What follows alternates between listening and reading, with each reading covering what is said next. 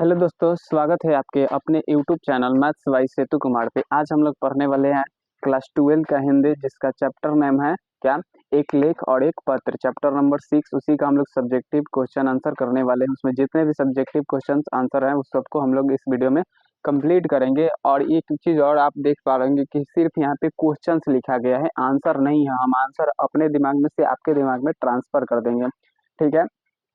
तो यहाँ पे जो भी क्वेश्चन लिखे हैं या टोटल बुक में, मतलब इस चैप्टर में जितना भी क्वेश्चन है आपके दिमाग में फिट हो जाएगा इस 10 से 15 मिनट के वीडियो में। और ये वीडियो देखने का भी जरूरत नहीं है, अगर आप इसका एक्सप्लेन वीडियो देखे हैं तो, और नहीं देखे हैं तो उसका डिस्क्रिप्शन में लिंक है, उसको एक बार जाकर के जरूर देख लीजिएगा। देखिए, इसका पहला क्वेश्चन है, कह रहा है कि विद्यार्थी को राजनीति में भाग क्यों लेना चाहिए। तो कहते हैं इसका आंसर क्या होगा कि विद्यार्थी को राजनीति में इसलिए भाग लेना चाहिए क्योंकि देश का भविष्य उनके हाथों में है। क्या, आगे चल के राजनीति विद्यार्थी को ही संभालना। इसका आंसर क्या होगा कि विद्यार्थी को राजनीति में भाग इसलिए लेना चाहिए क्योंकि आगे विद्यार्थी को ही राजनीति संभालना है। बस इतना ही आंसर है। दूसरा क्वेश्चन है, भगत सिंह की विद्यार्थियों से क्या अपेक्षाएं हैं। भगत सिंह की विद्यार्थियों से यही अपेक्षाएं हैं कि वो पढ़े लिखे और वो राजनीति में भी जाने, राजनीति को भी जाने, और जब देश के प्रति मर मिटने का समय है तो अपने को क्या कर कुर्बान कर दे, देश के प्रति बलिदान हो जाए, फांसी पे चढ़ जाए। यही विद्यार्थियों से अपेक्षा रखते हैं कि क्या वो देश के प्रति हमेशा क्या रहे, खड़े रहे और देशभक्ति उनके अंदर रहे। कोई भी विद्यार्थी हो राजनीति में भी जाए क्योंकि उनको राजनीति संभालना है आगे। इतना समझ में आ रहा होगा आपको। और तीसरा नंबर क्वेश्चन कह रहे कि भगत सिंह के अनुसार केवल कष्ट सहकर देश की सेवा की जा सकती है, उनके जीवन के आधार पर प्रमाणित करें। अब कह रहे भगत सिंह के अनुसार केवल कष्ट सहकर देश की सेवा की जा सकती है, उनके जीवन के आधार पर प्रमाणित करना है। तो देखिए, भगत सिंह जब जेल में गए तो देश के लिए जेल गए, फांसी पर चढ़े देश के लिए गए, तो कष्ट सहे ना जी, कष्ट सहे और उसी तरह देश की सेवा भी किए। कष्ट तो यही का है कि भगत सिंह यही कहते हैं कि कष्ट सहकर भी हम अपने देश की सेवा कर सकते हैं। कि जिस प्रकार भगत सिंह ने जेल में गए, लाठियां खाए, फांसी पे चढ़ गए, तो देश की सेवा की है ना, दुख सह के, कष्ट सह करके। तो यहाँ आंसर ये होगा। 4 नंबर क्वेश्चन करके भगत सिंह ने कैसी मृत्यु को सुंदर कहा है, मतलब भगत सिंह कैसी मृत्यु को सुंदर कहा है। यहाँ तक एक क्वेश्चन है और वे आत्महत्या को कायरता कहते हैं। इस संबंध में उनके विचारों को स्पष्ट करें। करें कि भगत सिंह कैसी मृत्यु को सुंदर कहता था। भगत सिंह देश के प्रति मरने की, अगर देश के प्रति खुद की मृत्यु हो तो वही इनके हिसाब से क्या है, सुंदर मृत्यु है। क्या लिखेंगे कि देश के प्रति जो मृत्यु होती है या फिर देश के प्रति मिटना, मर जाना, वही सुंदर मृत्यु है। और कह रहे कि आत्महत्या कायरता है। कहते हैं कि आत्महत्या मतलब पानी से दुख खाती अपने आप को मार देना, ये बहुत बड़ी कायरता है। उस दुख से लड़ो, तो वही क्या है, एक वीर की प्रमाण है। और मरना है तो अपने देश के प्रति लड़ के मरो, वही क्या है, सुंदर मृत्यु है। आत्महत्या के बारे में इन्होंने यही कहा है। समझ में आ गया होगा यहाँ तक कंप्लीट, कोई दिक्कत नहीं है। और 5वां नंबर क्वेश्चन कह रहे कि भगत सिंह रूसी साहित्य को इतना महत्वपूर्ण क्यों मानते हैं। भगत सिंह रूसी साहित्य को इतना महत्वपूर्ण क्यों मानते हैं, वे एक क्रांतिकारी से क्या अपेक्षाएं रखते हैं। तो भगत सिंह रूसी क्रांति को इतना महत्वपूर्ण इसलिए मानते हैं क्योंकि भगत सिंह कहते हैं कि रूसी क्रांति या फिर रूसी साहित्य में ये सीखने को मिलता है कि हमें जब हमारे ऊपर दुख है, संकट है, तो उसे कैसे झेलना है, उससे कैसे निकलना है, उसका सामना कैसे करना है, ये रूसी साहित्य सिखाता है। ठीक, ये रूस साहित्य क्या सिखाता है कि जब भी हमारे ऊपर क्या कष्ट है, कोई रास्ता ना मिले आगे तक, तो उसको कैसे आगे करना है, उसमें से कैसे निकलना है, ये रूसी साहित्य सिखाता है। और कह रहे कि वे क्रांतिकारियों से क्या अपेक्षा करते हैं, तो ये करते हैं कि क्रांतिकारियों से ये अपेक्षाएं करते हैं कि उनको रूसी साहित्य पढ़ना चाहिए और जब भी कष्ट आए जीवन में तो उससे लड़ना चाहिए, नहीं कि घबरा करके आत्महत्या कर लें। ठीक, यहाँ तक क्लियर है आपके। फिर 6 नंबर क्वेश्चन, यहाँ तक आपको 5 क्वेश्चन कंप्लीट मुझे उम्मीद है कि याद हो गया होगा। अब देखिए 6 नंबर क्वेश्चन, उन्हें चाहिए कि उन विधियों, ध्यान सुने, कि उन्हें चाहिए कि वे उन विधियों का उल्लंघन करें, परंतु उन्हें औचित्य का ध्यान रखना चाहिए क्योंकि अनावश्यक एवं अनुचित प्रयत्न कभी भी न्यायपूर्ण नहीं माना जा सकता। ठीक है, न्यायपूर्ण नहीं माना जा सकता। भगत सिंह के कथन का आज से बताइए इससे उनके चिंतन का कौन सा पक्ष उभरता है, वर्णन करें। यह 6 नंबर क्वेश्चन था और कह रहा है कि विधि का उल्लंघन करना है। अगर देश में अगर गलत कानून है, विधि गलत है तो उसका हमें उल्लंघन करना है, लेकिन हमें लोगों के औचित्य का मतलब लोगों के बारे में भी हमें ध्यान रखना है। उनका ऐसा ना करे कि लोगों को क्षति हो जाए। सिर्फ हमें नियम को क्या करना है, बदलना है, तो हमें लोगों को क्षति नहीं करना, लोगों को औचित्य का ध्यान रखना है। ठीक, यहाँ तक। उसके बाद ये है कि ध्यान रखना चाहिए, मतलब लोगों के औचित्य का ध्यान रखना चाहिए, लोगों को नुकसान ना पहुंचे। हमें उल्लंघन करना है नीतियों का, लेकिन लोगों के औचित्य मतलब लोगों का भी सम्मान करना है हमें। क्लियर यहाँ तक। आप कह रहे कि अनावश्यक और अनुचित प्रयत्न, मतलब कह रहे कि अगर हम किसी भी कोनो जरूरतें नहीं है कि हाँ हमारे एक काम कर रहे हैं, लेकिन जो काम जिस तरीके से कर रहे हैं उस तरीका वो सही नहीं है, तो क्या फायदा है। वही कह रहे हैं कि हम बिना मतलब कि प्रयास करें कि हाँ इस काम को ऐसे करेंगे तो हो जाएगा, तो ये गलत चीज है, समझ में आए। अब कह रहे हैं कि प्रयत्न मतलब अनुचित, जैसे कहना है कि जैसे कोई आप मैथ के क्वेश्चन बना रहे हैं, उसमें फार्मूला कुछ और लगेगा, आप कुछ और लगा रहे हैं, तो वो अनुचित प्रयत्न है, मतलब बेवजह के प्रयत्न है, यही कहना चाहते हैं। उसके बाद न्यायपूर्ण नहीं माना जा सकता। न्यायपूर्ण मतलब आप गलत फार्मूला लगा दीजिए, मतलब कोई भी रास्ता पे चलना है तो आपको उसके रास्ते के बारे में पता होना चाहिए कि हम क्या कर रहे हैं, सही है गलत कर रहे हैं, तो वही कर रहे हैं। अगर गलत कर देंगे तो वो न्यायपूर्ण यानी कि उसका रिजल्ट सही नहीं निकलेगा। यहाँ तक तो हो गया।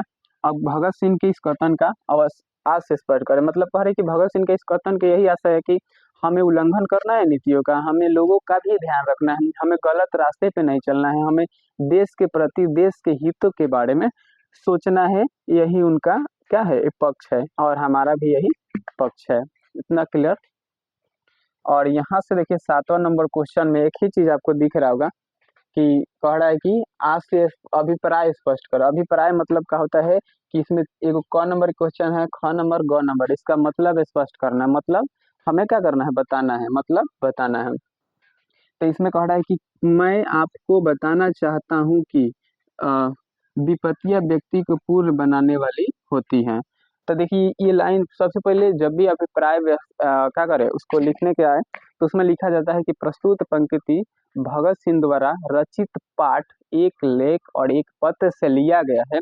इस पंक्ति में भगत सिंह कहते हैं कि जब भी हमारे जीवन में विपत्ति मतलब संकट आती है तो हमें पूर्ण बनाती है। पूर्ण बनाने का मतलब है कि हमें और उससे लड़ने, और कोई विपत्ति आएगी तो हम उससे लड़ सकेंगे। विपत्तियां हमें पूर्ण बनाती है, हम किसी भी विपत्ति को क्या झेल सकते हैं।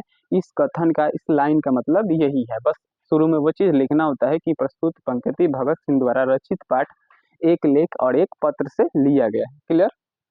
इसी में का ख नंबर क्वेश्चन है कि हम केवल अपने समय की आवश्यकता की उपज हैं। यह भी यहाँ पे भी सेम वही लिखेंगे कि प्रस्तुत पंक्ति भगत सिंह द्वारा रचित पाठ, एक लेख और एक पत्र से लिया गया है। भगत सिंह कहते हैं इस पंक्ति में कि मैं अगर देश के लिए कुछ किया हूँ तो उस समय की आवश्यकता थी। ये नहीं कि अगर कोई कह रहा है कि मैंने ये कर दिया, अगर मान लीजिए अभी कोई कहे कि हम देश के लिए आज़ादी के लिए लड़ाई लड़ रहे हैं, तो ऐसा कोई अभी आवश्यकता तो है नहीं। तो वही करे कि जब समय की आवश्यकता होती है, जब तो उसी समय लोग निकलते हैं, उस समय उपज होता है लोगों का। वही कह रहा है कि क्या हम समय की आवश्यकता की उपज है, मतलब जब हम लड़ रहे थे देश के लिए तो उस समय हमारी आवश्यकता थी कि हम देश की आज़ादी के लिए लड़ाई लड़े, लेकिन अब कोई आवश्यकता नहीं है। तो इसलिए अगर हम कह रहे हैं कि हम सब कुछ किए हैं तो यानी कि हम अपने समय के उपज हैं। हम ये नहीं है कि हम ही सब कुछ किए, उस समय आवश्यकता थी तो किया जाता था। समझ में आ रहा होगा आपको। और ग नंबर सेम लिखेंगे, मनुष्य को अपने विश्वासों पर दृढ़ता पूर्वक अडिग रहने का प्रयत्न करना चाहिए। ठीक।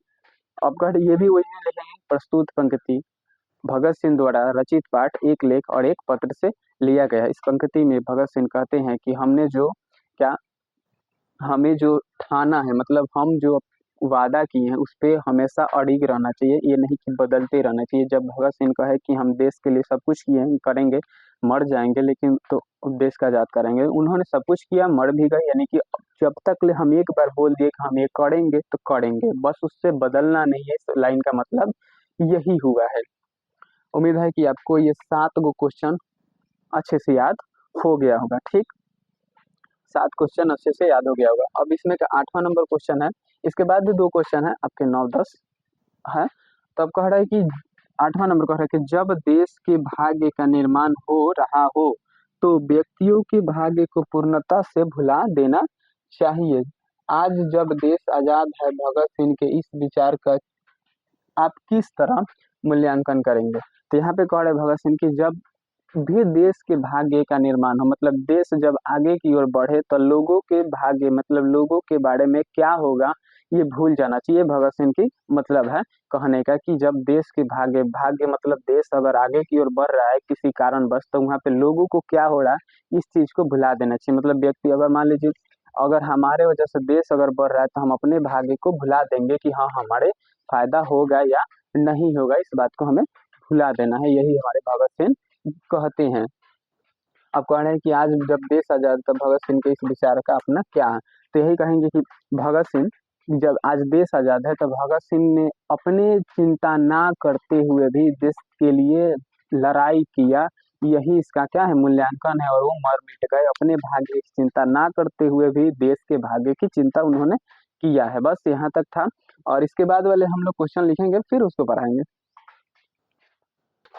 यहाँ से क्वेश्चन स्टार्ट होगा 9th नंबर। 9th हम लोगों ने 8 क्वेश्चन को कंप्लीट किया है। इसके बाद देख लेंगे 9वां नंबर क्वेश्चन 10वां। उसके बाद चैप्टर का जितना भी सब्जेक्टिव क्वेश्चन है खत्म हो गया, देख लीजिएगा। कह रहे कि भगत सिंह ने अपनी फांसी के लिए किस समय की इच्छा व्यक्त की है, वे ऐसा समय क्यों चुनते हैं? कह रहे कि भगत सिंह ने किस समय मतलब उनकी इच्छा थी कि हमारी फांसी हो। तो भगत सिंह की क्या भगत सिंह ने अपनी फांसी के लिए किस समय इच्छा जताते हैं, मतलब भगत सिंह की इच्छा था कि हमारी जब फांसी हो या फिर तब कि जब ये आंदोलन क्या अंतिम समय पे हो को जो हम आंदोलन चला रहे हैं क्या भारत की आज़ादी के लिए, कौन भगत सिंह कह रहे हैं कि मेरा फांसी तब हो जब ये आंदोलन क्या अंतिम समय पे हो, ताकि ये क्या हो सके आंदोलन आगे निरंतर चलते ना रहे। क्योंकि हम जिंदा रहेंगे तो क्या हो सकता है आंदोलन लगातार आगे की ओर बढ़ते रहेगा। अगर हम जिंदा रहे तो आंदोलन क्या होगा लगातार आगे बढ़ते रहेगी। यही इसका होगा कि वे ऐसा समय इसलिए चुनते हैं क्योंकि ये आंदोलन अब क्या हो जाए रुक जाए, उसी समय हमारी फांसी हो, क्या अंतिम समय पे हमारी फांसी हो। क्या भगत सिंह ऐसा ही चाहते हैं। उम्मीद है कि 9th नंबर में क्वेश्चन समझ में आया होगा। 10वां नंबर क्वेश्चन कि भगत सिंह के इस पत्र से उनकी गहन वैचारिकता यथार्थवादी दृष्टि का परिचय मिलता है, पत्र के आधार पर इसकी पुष्टि करें।